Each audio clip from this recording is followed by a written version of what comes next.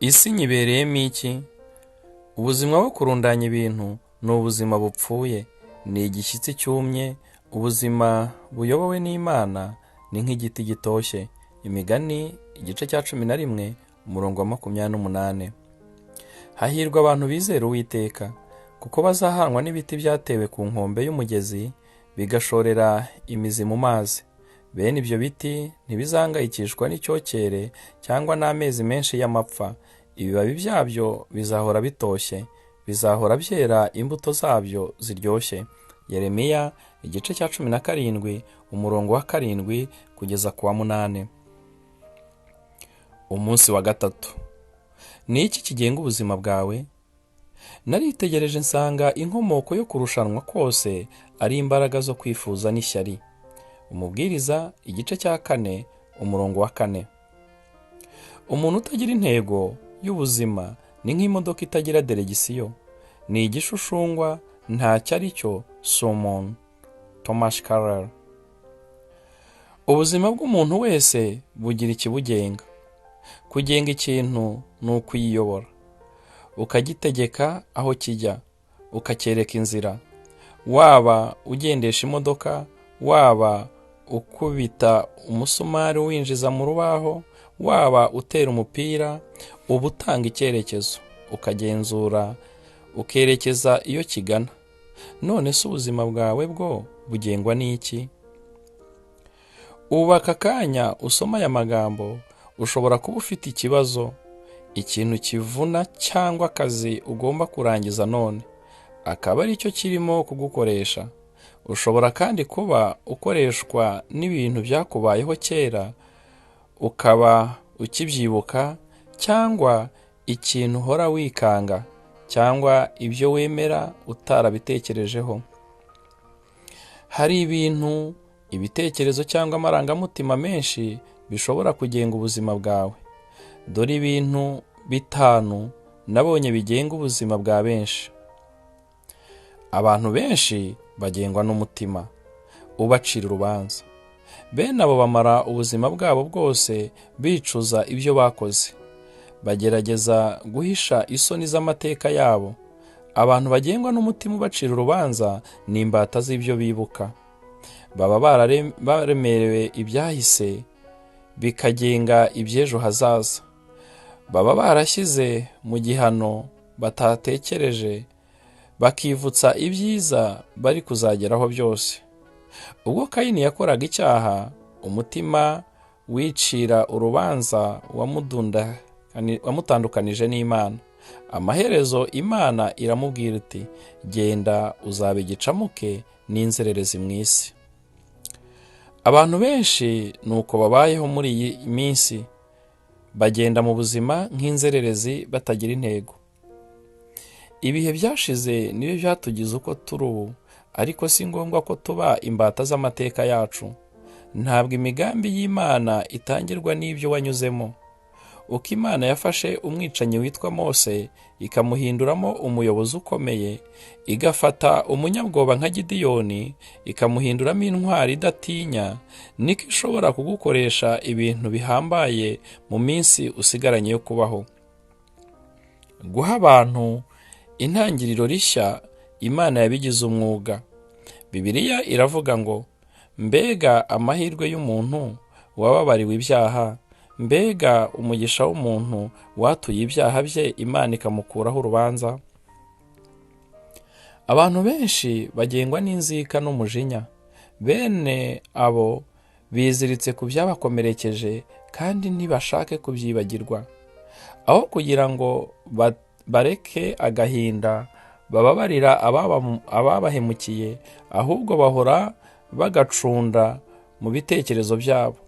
Abantu bamwe bagengwa n'inzika, bagafunga umujinya bakawuhisha mu nda, abandi bagatomboka umujinya bakawutura ku bandi. Iyo myitwarire yombi yonona ubuzima kandi ntawigirira akamaro. Inzika ikugirira nabi kurusha uko igirira nabi wo warakariye. Uwaguteye kurakara ashobora kuba atakibyibuka ko yakubabaje, akaba yikomereje ubuzima, naho wowe ugakomeza gushengurwa n'intimba wiziritse ku byahise. Reka nkubwire, abakugiriye nabi mu gihe cyashize ntibashobora gukomeza kubabaza keretse iyo wihambiriye ku mubabaro baguteye kubwo kubika inzika. Ibyahise byarahise, nta gishobora kubihindura. Nta kindi ubusharire bukumarira uretse kukwicisha umubabaro gusa. Iga kwigirira neza, ibyakubayeho ubikuremo isomo, hanyuma uve mu mujinya. Bibiliya igira iti, umujinya wica umupfapfa kandi ishyari ryica ubuze ubwenge. Abantu benshi bagengwa n'ubwoba.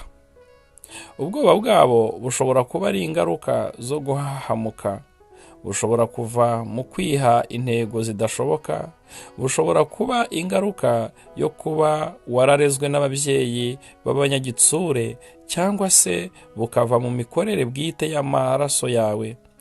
Inkomoko iyo yaba ariyo yose, abantu bakoreshwa n'ubwoba badindira muri byinshi bashoboraga kugeraho kubera gutinya kubigerageza.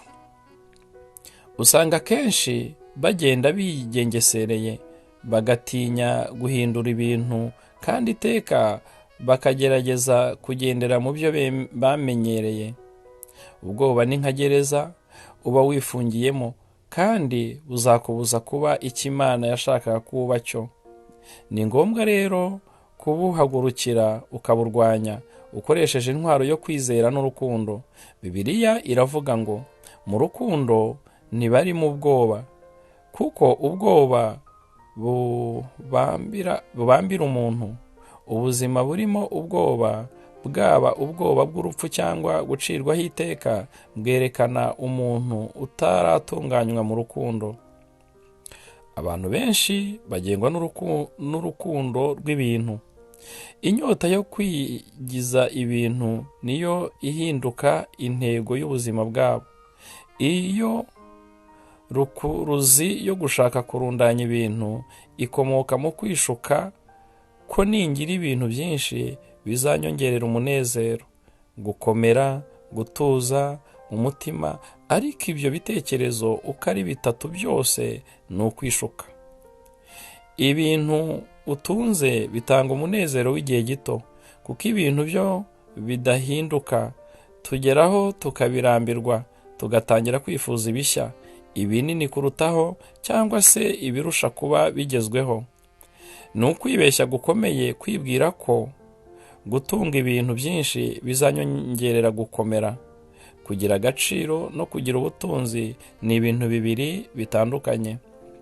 Ntabwo agaciro kawe kava mu byo utunze, kandi Imana yo ivuga ko ibiruta ibindi mu buzima atari ibintu. Ikindi kinyoma gisakaye mu buzima ni ukwibwira ko kugira amafaranga menshi bizampa gutuza mu buzima, mu mutima. Siko biri. Ubutunzi bushobora kuyoyoka mu mwanya muto kubera impamvu zitandukanye, kandi udafiteho ubushobozi. Umutekano nyakuri nta handi wawukura keretse mu kugirana imibanire myiza n'Imana, kuko ibyo nta gishobora kubikwambura. Abantu benshi bagengwa no gushaka gushimwa. Bene abo bemerera ibyifuzo by'ababyeyi, abo bashakanye, abana, abarimu cyangwa inshuti zabo kuba ari byo bigenga ubuzima bwabo. Hari abantu bakuru benshi bakirwana intambara yo kunezeza ababyeyi batanyurwa. Abandi batwarwa n'igitutu cyo kwishushanya n'urungano, bagahora bahangayikishijwe n'ibyo abandi babatekerezaho. Ikibabaje ni uko abo banyamugiye abandi bagiye akenshi babigwamo. Ntabwo nzi amabanga yose ageza abantu ku butsinzi, ariko hari inzira imwe itayoba yo kurangiza nabi, niyo gushaka kunezeza abantu bose. iyo ugengwa n'ibitekerezo by'abandi bituma udashobora kugendera mu migambi Imana ifitiye ubuzima bwawe. Yesu yaravuze ati, ntushobora gukeza abami babiri. Hari izindi mbaraga zishobora gutekereza ubuzima bwawe, ariko zose ntaho zikugeza uretse gupfusha ubusa imbaraga zawe, guhangayika nta mpamvu no kugira ubuzima butagira icyo bukugezaho. Urugendo rw'iminsi 40 ruzakwereka uburyo bwo kugira ubuzima bufite intego, ubuzima buyoborwa, bugengwa kandi buyobowe n'imigambi y'Imana.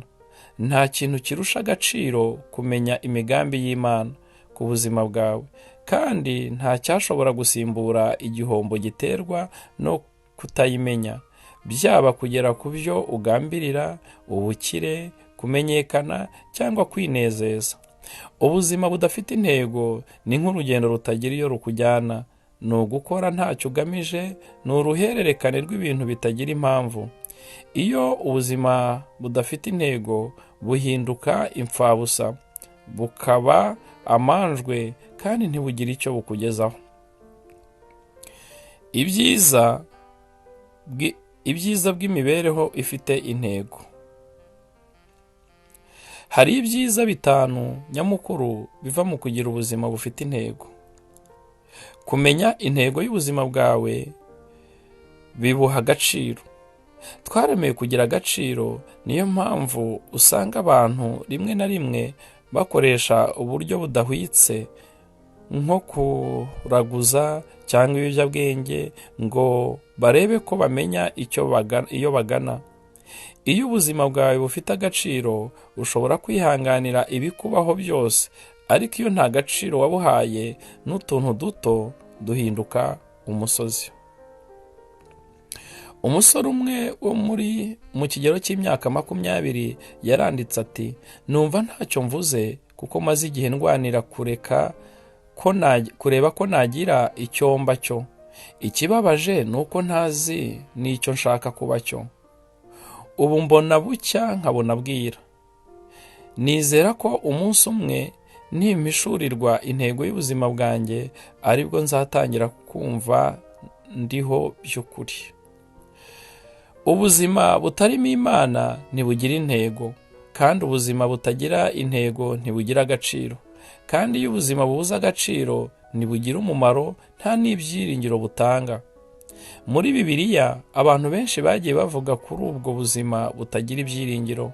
Yesaya yigeze kwitotomba agira ati, naruhijwe n'ubusa, amaboko yanjye yapfuye ubusa, nyakoresha ibitagira umumaro. Yobu yaravuze ngo iminsi yanjye irihuta, irashira nta byiringiro.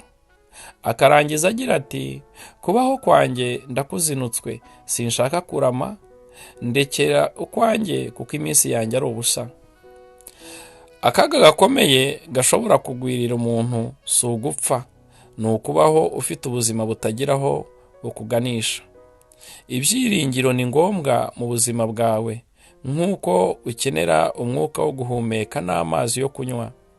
Ukenera ibyiringiro kugira ngo ushobore guhangana n'ibibazo by'ubuzima. Dr. Berin Sieg avuga ko ushobora kumenya umurwayi wa kanseri uzakira amubajije ikibazo kimwe gusa ngo, ese wumva ushaka kubaho ukageza ku myaka 100?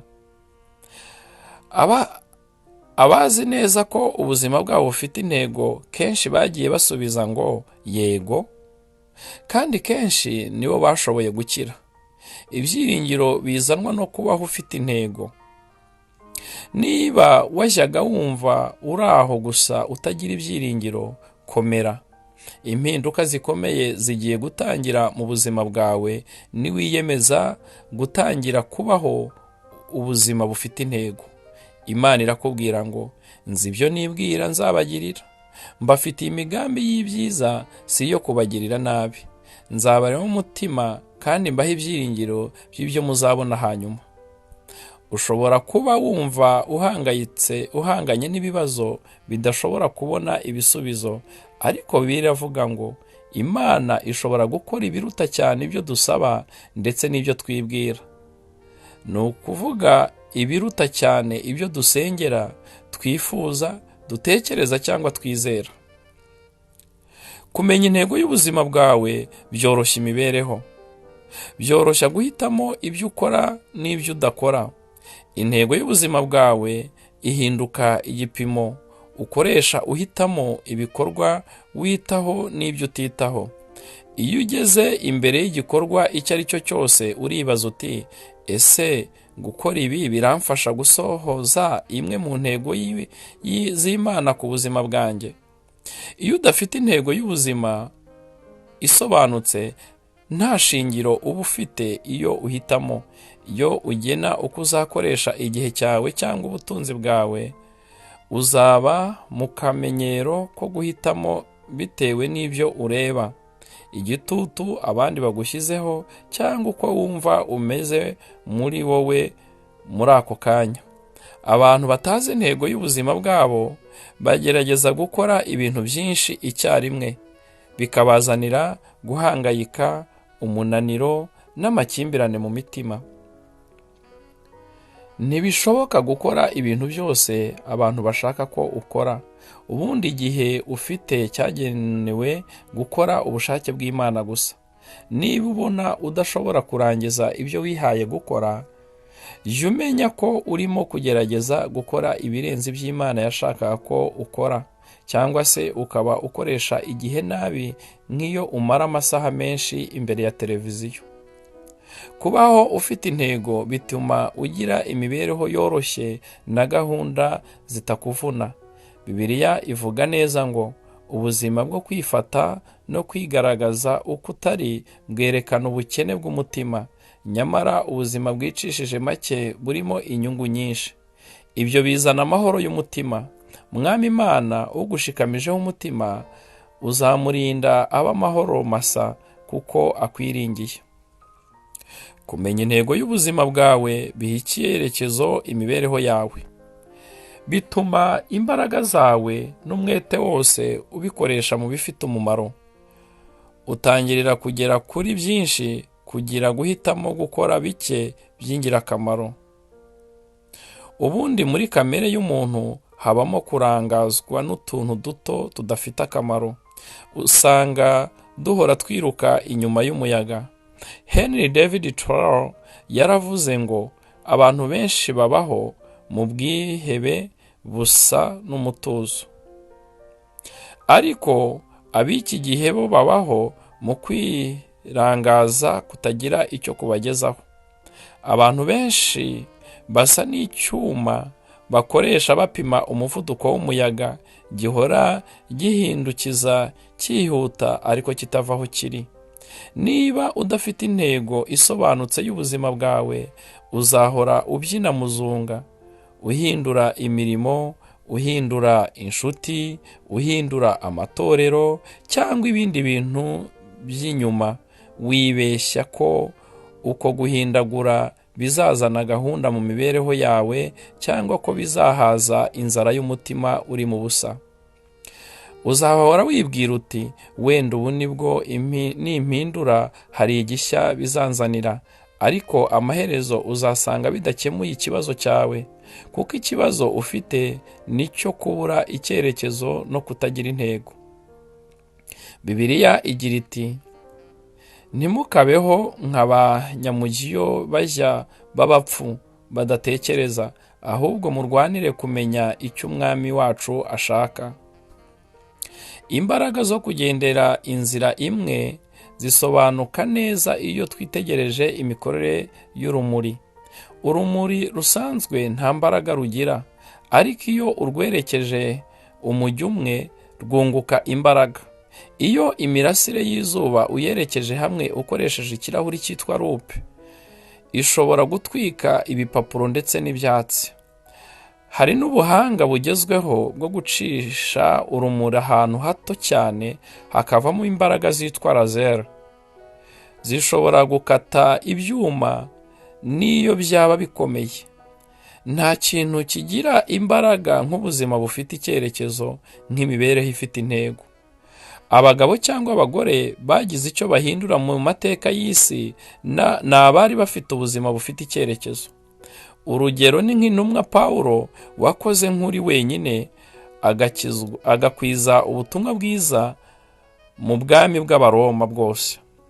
Ibanga rye ryari ubuzima bufite icyerekezo. Yivugira neza ati, imbaraga zanjye zose nazerekeje kuri iki kimwe gusa, nibagirwa ibiri inyuma ngatumbira ibiri imbere. Niba ushaka ko ubuzima bwawe bugira icyo buhindura ku isi, buha icyerekezo. Ba urekeye aho gusambira byose, ba urekeye aho kugerageza gukora byose. Jya ukora bike, ugabanye imirimo imwe n'imwe, kabone niyo yaba igaragara ari myiza.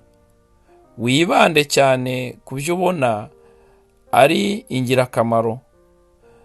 Ntuzitiranye gukora byinshi no gusohoza byinshi.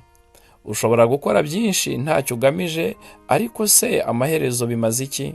Pawulo yaravuze ngo mureke duhurize umutima kuri iyo ntego, twese abashaka gusingira iby'Imana yatuteguriye. Kumenya intego y'ubuzima bwawe byongera imbaraga mu mibereho yawe. Iyo umuntu afite intego bimutera kugira umurava. Nta kintu gishobora kukongeramo intego nko kugira intego isobanutse. Iyo abantu babuze intego ntibashobora gushishikara. Iyo udafite iyo ujya, no kubyuka ubwabyo bihinduka umuruho. Akenshi ikitunaniza kikatumaramo imbaraga, kikatubuza umunezero, si akazi kenshi, ahubwo ni akazi katagira icyo kagamije. Bernard Shaw yaranditse ngo, dore igitanga umunezero mu buzima ni ukumva imbaraga zawe urimo kuzikoresha ikintu gifite umumaro, ukumva urimo guhindura ibintu aho kwitwara nk'abapfunyikira nk'intege nke, wirebaho mu tubazo n'amaganya atavaho, witotombera ubudatuza ku isi itakwitayeho ngo iguhe umunezero. Kumenya intego y'ubuzima bwawe bigutegurira ubuzima bw'iteka. Abantu benshi bamara ubuzima bwabo ku isi bagerageza gusiga umurage ku isi. Bahora bashaka ikizatuma bahora bibukwa nibava ku isi. Ariko ku iherezo rya byose, ikizagira icyo kimara si ibyo abantu bazaba bavuga ku buzima bwawe, ni iby'Imana izabivuga. Icyo kenshi abantu batarabona ni uko ibyo twageraho byose haza abandi bakabirenza. Uba ikirangirire mu mikino, ejo hakaza undi akakurenza. Uramenyekana, ejo ukibagirana. Kandi ni byiza abantu bakuvugaho, bigeraho bikamenyerwa.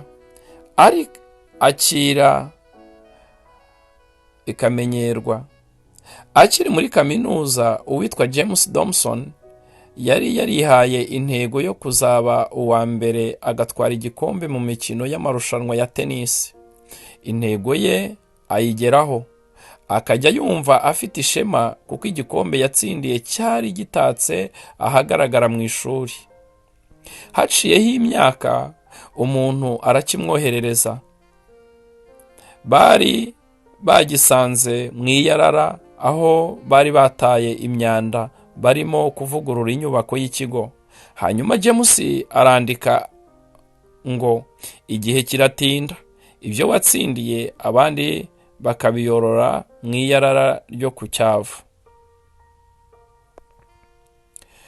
Kuberaho kuzasiga umurage ku isi ni ukureba hafi. Uburyo bwiza bwo gukoresha igihe ni ukwishakira umurage udashira. Ntabwo Imana yagushyiriye ku isi ngo ukorere kwibukwa. Yagushyiriye ku isi kugira ngo utegure imibereho y'iteka. Umunsi umwe uzahagarara imbere y'Imana, ikore igenzura ry'ubuzima bwawe, ikizamine cya nyuma mbere y'uko winjira mu bugingo buhoraho. Bibiliya iravuga ngo, mwibuke ko buri wese muri twe azahagararira imbere y'intebe y'imanza y'Imana. ni koko buri wese muri twe azamurikira ibyo yakoze imbere y'Imana. Amahirwe ni uko Imana iri mu ruhande rwacu kandi ishaka ko twese dutsinda icyo kizamini. Nicyo cyatumye itwereka ibibazo mbere y'uko ikizamini kigera. Duhereye ku byanditswe muri Bibiliya, dushobora kwemeza ko Imana izatubaza ibibazo bibiri by'ingenzi. Icya mbere, umwana wanjye Yesu Kristo natanze wamukoresheje iki? Ntabwo Imana izakubaza idini wabagamo cyangwa imyizerere mwari mufite. Ikintu kimwe gusa kizagira icyo kimara ni iki ngo, ese wamenye ibyo Yesu Kristo yagukoreye kandi wize kumukunda no kumwizera? Yesu yarivugiye ubwo ati, ni njye nzira n'ukuri n'ubugingo, ntawe ujya kwa Data ntamujyanye. Icya kabiri, ibyo naguhaye byose wabikoresheje iki? Ubuzima naguhaye, impano zose, ubuhanga, igihe, imbaraga, inshuti ndetse n'ubutunzi Imana yaguhaye, ese wabyikoreshereje mu nyungu zawe cyangwa wabikoreshereje mu gusohoza imigambi Imana yakuremeye? Kugutegura ngo utazatsindwa ikizamini cy'ibyo bibazo bibiri niyo ntego y'iki gitabo. Ikibazo cya mbere kizagena aho uzamara ubuzima bw'iteka. Ikibazo cya kabiri kizagena ibyo uzakora mu buzima bw'iteka. Nurangiza gusoma iki gitabo, uzaba ushobora gusubiza Bibiliya bibazo byombi. Umunsi wa gatatu, gutekereza ku ntego y'ubuzima bwanjye. Ingingo yo kuzirikana, imibereho ifite intego niyo nzira y'amahoro. Umurongo wo gufata mu mutwe, Mwami Imana ugushikamijeho umutima uzamurinda ab'amahoro masa kuko akwiringiye. Yesaya igice cya 26 umurongo wa 3. Ikibazo cyo gutekerezaho, uwabaza umuryango wanjye cyangwa abo tubana bavuga ko ari iki kigenga ubuzima bwanjye? Ese ubundi ni iki nshaka ko kikigenga?